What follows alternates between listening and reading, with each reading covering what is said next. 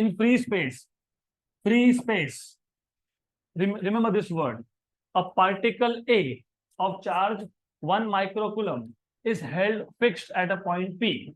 तो हमारे पास एक पार्टिकल है जो फ्री स्पेस में एक P पॉइंट पे हेल्ड है. हेल्ड मतलब पकड़ के रखा है, फिक्स पकड़ के रखा है. इसका चार्ज कितना है? 1 माइक्रोकूलम. तो what is charge on this 1 microcoulomb? Particle का नाम क्या था? A. चार्ज कितना है? 1 microcoulomb. Another particle B of same charge and mass 4 microgram is kept. मतलब दूसरा पार्टिकल है जिसपे चार्ज तो सेम है, B इस पे चार्ज सेम है. कितना है? 1 माइक्रोकूलम. लेकिन इसका मास भी दिया है. कितना दिया हुआ है? 4 माइक्रोग्राम. बराबर. is held at a distance, is kept at a distance of 1 mm from P. तो दोनों में डिस्टेंस कितना है? 1 mm. ये डिस्टेंस को इनिशियल डिस्टेंस बोल देता हूं मैं, RI. What is R initial? 1 mm. Correct? Clear? अब सोचना स्टार्ट यहां से करना. दोनों चार्ज क्या थे? सेम, मतलब पॉजिटिव. तो अट्रैक्ट करेंगे कि रिपेल करेंगे?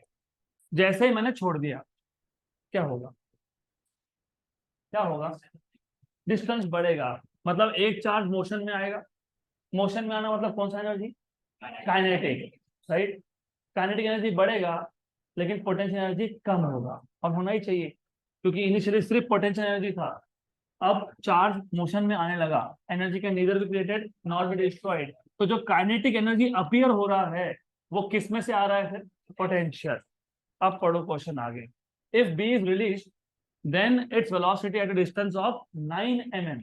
सही बात है. दोनों रिपेल करेंगे तो रिपेल करने की वजह से डिस्टेंस बढ़ जाएगा ना. तो ये जो पार्टिकल था बी, वो दूर दूर जाएगा और दूर जाते जाते एक डिस्टेंस आएगा. कितना डिस्टेंस आएगा? 9 mm. Final distance R final is 9 mm. इस 9 mm डिस्टेंस पे व्हाट इज द वेलोसिटी, ऐसा आपको पूछा है. तो आपको पूछा what is the velocity of this particle at a distance of 9 mm. सही है? बराबर. क्वेश्चन समझ में आया? एक पार्टिकल है A which is held fixed, charge is 1 microcoulomb. Another charge is B, charge is 1 microcoulomb, mass is 4 microgram, initial distance is 1 mm. जैसे छोड़ा because of repulsion, A तो फिक्स था लेकिन B starts moving away because of repulsion. Starts moving मतलब it starts gaining kinetic energy. Kinetic energy gain करना मतलब speed gain करना. तो 9 mm डिस्टेंस पे आते आते what is the velocity? Question समझ में आ गया? तो कौन सा रूल अप्लाई होगा? Conservation of energy. Energy can neither be created nor be destroyed. तो total initial energy equal to total final energy. Initially energy सिर्फ थी पोटेंशियल क्योंकि चार्जेस मोशन में नहीं थे, ना ए ना बी. तो initial energy is only potential and kinetic is 0. Final energy is potential plus kinetic. ये पता होना चाहिए. हो गया? तो ये आ जाएगा आपके पास U initial minus U final equal to kinetic energy final. Potential energy होता है 1/4 pi epsilon 0 Q1 Q2 by R. सही है ना? तो Q1 Q2 by R initial minus 1/4 pi epsilon 0 Q1 Q2 by R final equal to half mv². हमारा interest था in finding out V. तो यहां से 1/4 pi epsilon 0 Q1 Q2 common 1/R initial minus 1/R final equal to half mv². Half मतलब by 2, तो यहाँ पे आ गया 2. राइट? हाफ m, तो m हो गया डिवाइड. राइट? ये है v². तो v equal to under root of ये पूरा का पूरा. ओके. तो अब 1/4 पाई एप्सिलॉन 0 की वैल्यू होती है 9 × 10⁹ क्योंकि इन एयर बोला था इसलिए. इंटू 2 इंटू Q1 और Q2 1 माइक्रो 10⁻⁻6 और -6 10⁻⁻12. तो ये याद रखना Q1 Q2 लिख देता हूँ since Q1 and Q2 both are 10⁻⁻⁶, तो -12 हो गया, डिवाइड बाय मास 4 माइक्रो मतलब 10⁻⁻⁶. Initial distance, mass is microgram की मिलीग्राम, तो क्यों, तो वही तो कन्वर्ट ही तो किया फिर. हाँ तो माइक्रोग्राम है ना. हाँ ठीक है, 10⁻⁻, समझ में आ गया मेरे को. माइक्रोग्राम है तो 10⁻⁻⁶ ग्राम लिखा है मैंने, तो वो इंटू लिखा है ना आगे 4 माइक्रोग्राम, मतलब 4 इंटू 10⁻⁻⁶ ग्राम. और 1 ग्राम मतलब 10 तो वो लिख रहा हूँ ना इंटू में, ये इंटू लिखा कि नहीं, तो 10⁻³ की +3. हाँ -3, ओके, वेरी गुड.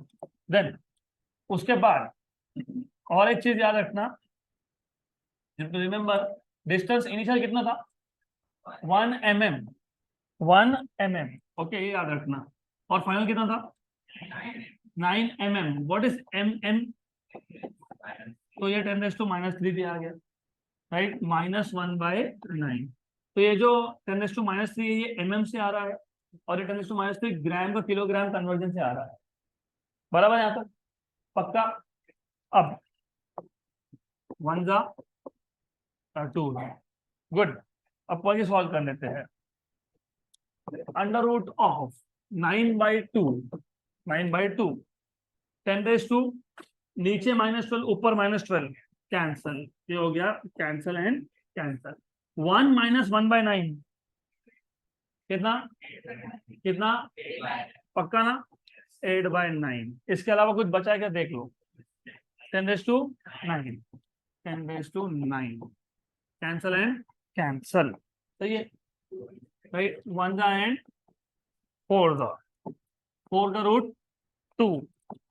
अब यहाँ पे हो गई गड़बड़. गड़बड़ क्यों हो गई, क्योंकि आंसर मैच नहीं होंगे आपके.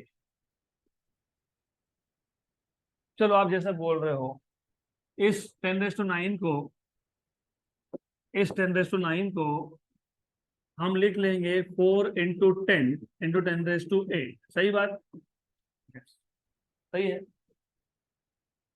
तो √10 और 4 का √2, व्हाट इज √10, अप्रोक्सीमेटली 3.16 × 3.16 × 10⁻4. तो कितना आना चाहिए, 6 पॉइंट समथिंग × 10⁻2 है क्या, है, नहीं है, नहीं है ना, नहीं होना चाहिए था, क्योंकि गलती है क्वेश्चन में, because question is not correct. तो that is the thing that you need to pay attention at. अब मैं बताता हूँ गलती कहाँ है. ये जो उन्होंने माइक्रोग्राम लिखा ना, माइक्रोग्राम, वो मिलीग्राम होना चाहिए था. कितना होना चाहिए था, अगर वो मिलीग्राम होता, मिलीग्राम होता तो देखो चेंज क्या होगा, इस स्टेप के आगे चेंज हो जाएगा सब. इक्वल टू √1/4πε0 कितना, 9, इंटू ऑफकोर्स 2 है, Q1 Q2 10⁻⁻12 है, मास 4 × 10⁻³ ग्राम, ग्राम, और किलोग्राम का वापिस से -3. बराबर, सही है, सही है ना. और 1 - 1/9, यहाँ का 10⁻³ और एक बार आएगा. 10⁻³ क्यों आ रहा है, वहां से mm का कन्वर्जन आ रहा है. वेरी गुड, तो वो mm का कन्वर्जन आ गया. अब ठीक, पक्का ठीक, 100%. तो अब ठीक है, अब ठीक है. तो अब देखो क्या आएगा इसके बाद, इसके बाद क्या आएगा वो भी देख लो.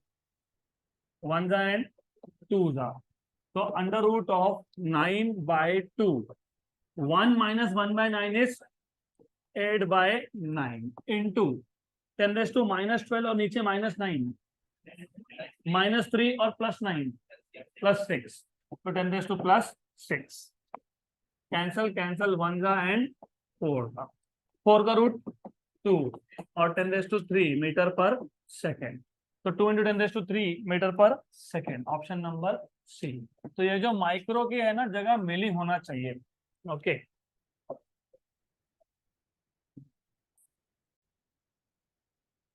Next question. तो डू यू रिमेम्बर कब कैपेसिटर्स सीरीज में होते हैं और कब पैरेलल में होते हैं?